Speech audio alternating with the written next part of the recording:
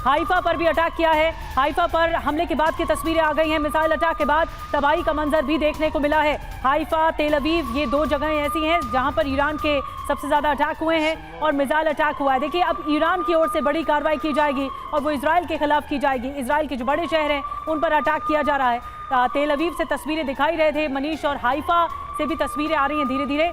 Missile attack के बाद जो तबाही देखने को मिली है वो देखिए, कितनी ज़्यादा बर्बादी आप सड़कों पर देख रहे हैं। जो मलबा है वो पूरा बिखरा हुआ है सड़कों पर। जब मिसाइल अटैक हुआ उसके बाद मलबा जो है वो सड़कों पर बिखर गया। ये हाइफा से तस्वीरें सामने आए, तेज धमाके हुए और उसके बाद ये मलबा बिखरा हुआ नजर आ रहा है।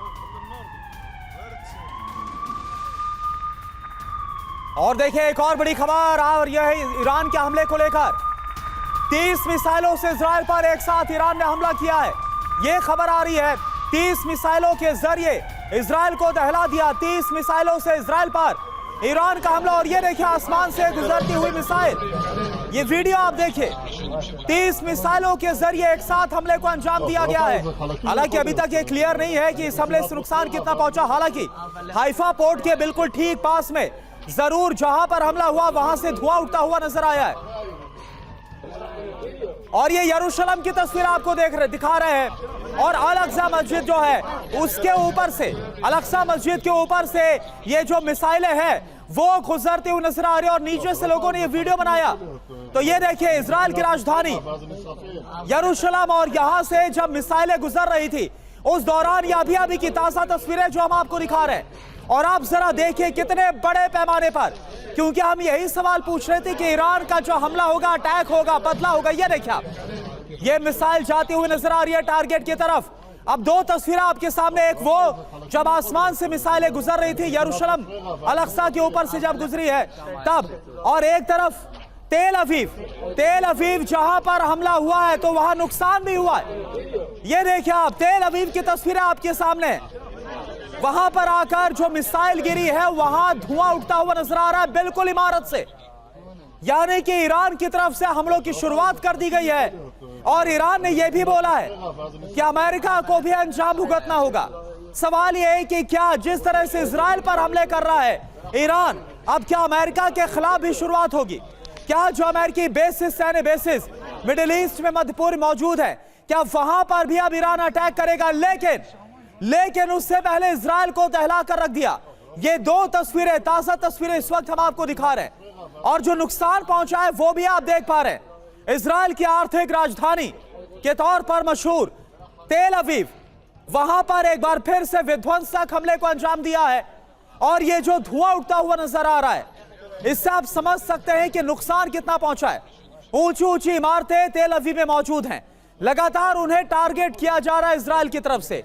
और एक तरफ आप देखिए, जब 30 मिसाइलें, दर्जनों मिसाइलें इजराइल के आसमान से होकर, और इजराइल के आसमान में नजर आई है, यरूशलेम से होकर गुजरी है, उस वक्त की तस्वीर भी हम आपको दिखा रहे हैं। ये देखिए, और मनीष ने अपडेट किया है, करुणा, नॉर्थ इजराइल के लगभग सभी इलाकों में दोबारा अलर्ट जारी किया गया है। लगातार सायरन बज रहे हैं, यहां पर कभी भी मिसाइल अटैक हो सकता है। जो तस्वीरें यरूशलेम की दिखा रहे हैं आपको, हाइफा की दिखा रहे हैं और साथ ही तेल अवीव की दिखा रहे हैं, किस तरह की ईरानी अटैक हुए हैं। धुएं का गुबार देखने को मिल रहा है। ये रिहायशी इमारतें हैं, यानी रेजिडेंशियल इलाके हैं जहां पर सबसे ज्यादा नुकसान की खबरें सामने आ रही हैं। यरूशलेम से तस्वीरें, हाइफा से तस्वीरें, तेल अवीव से तस्वीरें, और इसके अलावा मनीष अपडेट कर रहे हैं नेस ज़ियोना, कई वीडियोस जो हैं वो सामने आ रहे हैं। और मनीष ये भी अपडेट कर रहे हैं कि जिस इलाके में वो इस वक्त हैं, सुरक्षा के लिहाज से कई एयरक्राफ्ट इस वक्त आसमान में चक्कर लगा रहे हैं।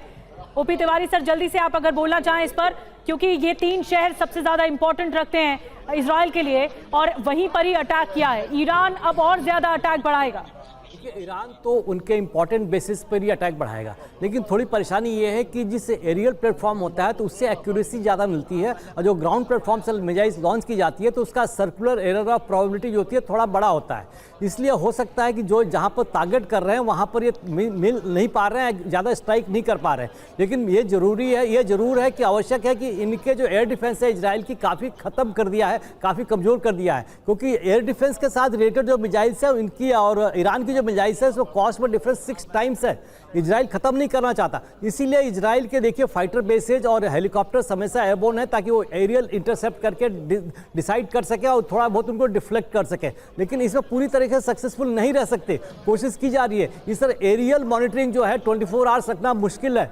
ईरान के भी स्ट्रेटेजिस्ट बैठे हुए हैं, वो भी प्लान करेंगे या कुछ स्ट्राइक करेंगे। जैसे ट्रंप साहब ने कल परसों तक कहते जा रहे थे कि जब तक हमारे पर अटैक नहीं होगा हम अटैक वापस नहीं करेंगे। अब किस कारण से हो सकता है ये उनके डायस्पोरा, इजराइल के डायस्पोरा की बेबस में अटैक कराया। इसी तरीके से ईरान भी प्ले करेगा। ईरान के पास अपॉर्चुनिटी है, लेकिन उसके पास जो मिसाइल्स है, उसका मिसाइल्स का जो स्टॉक पाइल है कितना है अभी किसी को पता नहीं है। अभी तक खाली बैलिस्टिक मिसाइल यूज किया है, क्रूज मिसाइल। और अच्छा ओपी तिवारी सर, एक बात मुझे बताइए, हमला अमेरिका की तरफ से किया गया है और अंजाम भुगतने की धमकी भी ईरान की तरफ से अमेरिका को दी गई, लेकिन बदले की शुरुआत इजराइल से हुई है। क्या आपको लग रहा है कि ईरान ऐसी हिम्मत दिखाएगा कि अमेरिकी बेसिस पर भी हमला करेगा इसी तरह से? क्या वो करुणा, इसमें हिम्मत दिखाना और बेवकूफ़ी करना दो अलग चीजें हैं। स्ट्राइक कैसे करना है ताकि रिजल्ट मिल सके, उसके लिए समय डिसाइड करना पड़ता। अमेरिका को देखो, कल तक तो यही कर रहा था कि हम अटैक नहीं करेंगे और कल रात को सब कुछ कर दिया उसने।